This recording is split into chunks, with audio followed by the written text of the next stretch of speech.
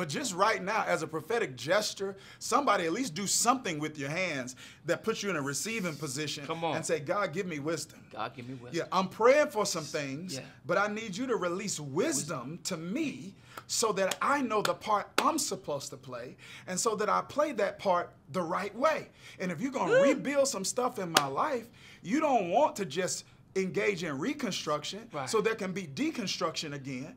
When you build it back this time, it's gonna stay built. Yeah. Reconstructing your life requires rebuilding some gates. Right. You've gotta understand the importance of gatekeeping. Right. Not just rebuilding gates, but keeping the gates Gatekeeping. Right. once they've been rebuilt. Now, God gave you a revelation on this. You told me just a second ago, He gave you a revelation about gates. Yes, He did. And I want you to share this revelation with people because I want them to understand practically the importance of gates in your life. Okay, good. Yes. Yeah, and first of all, man, just what you saying, how Nehemiah went about building the gates, it lets us know that Nehemiah was both strategic and intentional. Right. Right? Mm-hmm. Different gates serve different purposes. That's right. And this is the revelation God gave me, is sometimes we want God to fix or do what a gate would have prevented. Say it again, please. We That's want a word God from God to fix and undo things in our life that a gate would have prevented from happening. 100%. Sometimes some divine intervention on the back end would be unnecessary if we were intentional on the front end. Right. Yes, sir. So I'm going to tell you something. This is so powerful. Well, not what I'm about to say is powerful, but this revelation I feel like God gave me was powerful for my life. So I was praying about some things this morning, actually. I was praying about some things, and I found myself during my prayer time, I added something to my prayer that I wouldn't typically include when I'm making a request. Okay. So I followed an Acts prayer model for my devotional time. And so it's the adoration, that's the first part of my prayer. The confession is the second part. Thanksgiving, Acts is an acronym. Thanksgiving is the final part. And then supplication is the last part. Right. So when I get to supplication, I'm praying and I'm asking God for something. And then something just kind of came up out of me. And then I started asking God for wisdom. So I asked for something, and then I said, now, God, give me the wisdom to play the part I'm supposed to play in bringing that to pass. Did you hear what I just said? So it's like, God, there's a part you are going to play. And typically when I'm praying, I'm just asking you to play your part, and then I'm going on about my business. As opposed to saying, I not only need you to play your part, I need you to release wisdom to me. So I can play mine. So that I know what part I'm supposed to play in this. Come on. So that I know what you're supposed to do versus what I'm supposed to do. That's so good. You see what I'm saying here? This is so good. And this is what we're talking about when we're talking about gatekeeping. Is God going to reconstruct some areas of your life? 100%. But there's a part we have to play. Which is establishing and keeping gates. Because that is how we partner with God in creating the result of reconstruction in our life. I feel that right there. Somebody, now if you're driving, do not do this. Listen, when you get better spiritually, everything get better. Spiritual life is not the only important part of your life. It is the most important part of your life because it affects every other part that's important. But you don't get stronger spiritually accidentally. It takes intentionality. You need to get fed, and you got to learn how to understand, how to interpret, how to apply, and how to explain the Bible. The Bible's the blueprint to your best life. And I'm going to tell you, Sunday's not enough to give you the tools that you need to get better with the Bible. I want you to join me in my community called Bible U, where I help you take your understanding, your application, and your explanation of the Bible to another level. But just right now, as a prophetic gesture, somebody at least do something with your hands that puts you in a receiving position. Come on. And say, God, give me wisdom. God, give me wisdom. Yeah, I'm praying for some things, Yeah. but I need you to release wisdom to me so that I know the part I'm supposed to play and so that I play that part the right way. And if you're going to rebuild some stuff in my life, you don't want to just engage in reconstruction Right. so there can be deconstruction again. When you build it back this time, it's going to stay built. I feel that too. Yes, when Lord. you fix it this time, Come on. it's going to stay Receive fixed. it. Receive When it. you turn it around this time, it's going to stay turned around. Let me go back to Exodus, since I'm in Exit Strategies on Sunday. Come on. The enemy you see today, you will see no more.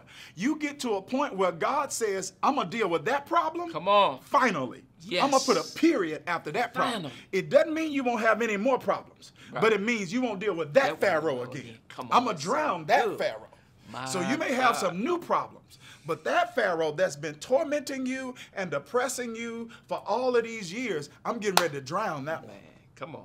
Y'all ain't responding like y'all supposed. Y'all. But Pastor, listen, man, this wisdom, this is so crucial because while you were talking, it just came to me. Listen, God will give you wisdom about a gate, but He's not gonna manage it for you. That's good. Right? Yes. See, and this execution and praying for wisdom, discernment on the part we have to play is so important because sometimes we allow God to do what He's supposed to do, and then we want God to show us the gate, we want God to build us the gate, then we want God to manage the gate for us, and then get mad when our life we begin to experience the trials and the troubles that come from an unmanaged gate. Listen, somebody's wondering. This just hit me as I just looked up. I wanted to go to my notes. Somebody's wondering. They're hearing us, right? They're hearing, and they're wondering. Okay, now practically, when you guys are referring to gates, come on, that's like good. what is a gate? That's a good. gate, guys, is a boundary. Come on, love it, love it. A gate is a boundary. Right. A gate is a boundary. Now, I did a whole teaching on boundaries on Thrive, so I'm not going to go back and reteach it. It's tons of content on this subject of boundaries. So when we're talking about gates, these are preemptive boundaries that you are setting as you rebuild a certain area of your life. You see, when Nehemiah, oh gosh, I don't even have time to. When Nehemiah and them were rebuilding the wall, they were not there was no reconstruction without them having to engage in warfare. Come on, my God. Right? Come on. The Bible says as they rebuilding the wall, all of these enemies start coming, which is why you're going to have to come back next week. Because you know what I'm going to talk about next week? I want to talk about being unoffendable.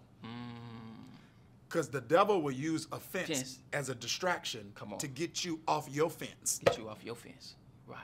Get you off your fence. But anyway, the Nehemiah, and they dealt with like these enemies that were conspiring against them. So he literally had people building with a hammer in one hand and a weapon in another.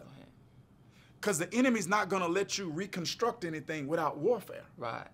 So now you need boundaries. You need gates that you are setting up in your life that limit access to unnecessary warfare. See, it's some warfare that we deal with that's unavoidable and inevitable. But there's another type of warfare we deal with because we're not intentional when it comes to being proactive in setting proper boundaries. And listen, Pastor, and listen, we're going to give him the cheat code. We're going to give you a cheat code. The area that the enemy is attacking you in is the area that you need to put a gate. Because that's the area he's the most afraid of being locked out of. They didn't want Nehemiah to build a gate. Absolutely not. So the devil don't want you to put gates in place. And so if he's attacking you in your finances, hey, you need to build a financial gate. If he's attacking your marriage, you need to build a marriage gate. And so often the enemy, the attacks of the enemy is often indication. When the enemy always attacks us in the area that God is getting ready to bless. 100%. 100%. So when we're talking about reconstruction, it's like, man, what boundaries do I need to set so that I'm minimizing the amount of unnecessary warfare that I'm dealing with when I'm trying to reconstruct something? Now, you can build and fight. Right. But it's hard to build and fight. It's hard to build. Right? You'd rather be fighting or building, right? Correct. Most of us would rather be building than fighting. Right. And so all of us have to think through, man, like what boundaries do I need to put up in my life? You mentioned like a financial gate. So if I'm trying to reconstruct some things financially, what financial boundaries do I need to establish? Right. And that is gates determine what goes in and what comes out. That's right. That's it, yeah. So if I'm in a season where I'm rebuilding, what boundary do I need to set there? Right. Let's say, so let's kind of talk through, there are a number of gates that we could all stand to consider rebuilding and keeping. But we're going to throw out 3 here in our time together. And here's the first one. The first one is the ear gate. Ear gate. Right. Is the ear gate. Like we must be more, when you're reconstructing any area of your life, you got to put a gate up regarding what you're giving access to your ear to. Come on, man. Whoever has your ear has your future. Come on. Like, what are we listening to? Right. And who are we listening to? Right. Yeah. It's important. Yeah. The ear gate. No, I heard one guy say it this way: who or what has your ear determines. Who or what has your ear determines your year. Right. Facts. And then this other quote that says that the art of being wise is not just what to listen to or who to listen to. It's also about who or what to ignore. Right? And so it's not just a matter of who or what you listen to, but it's a matter of who or what you don't listen to. You know, we used to have a saying, I'm going to date myself again. You know, we used to talk to the hand because I ain't listening, you know. So sometimes the art of being wise is knowing what to ignore and what not to listen to. Yeah.